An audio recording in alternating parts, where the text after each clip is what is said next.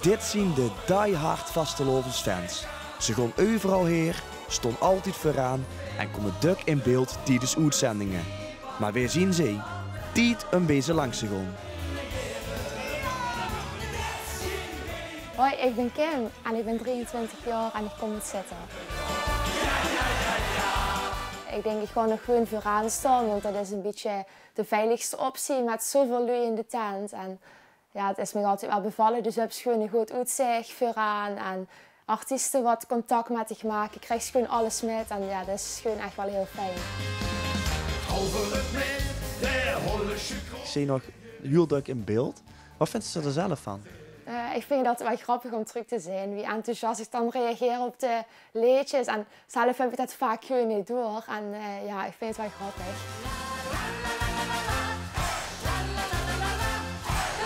Maar is het wel juist leuk om nu midden in die coronapandemie een vastelovensgezicht te zijn?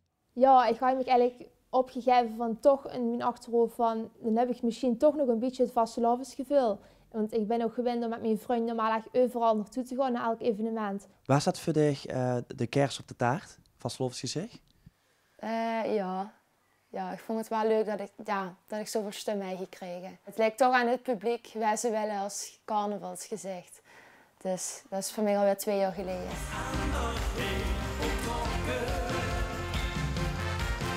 Deze broek heb ik met een LVK aangehad.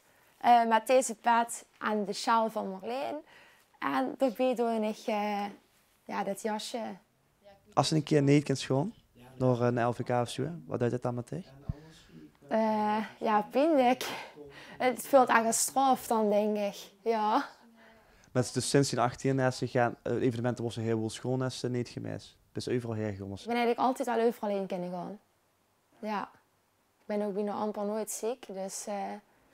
Even afkloppen dus. Ja, afkloppen, ja.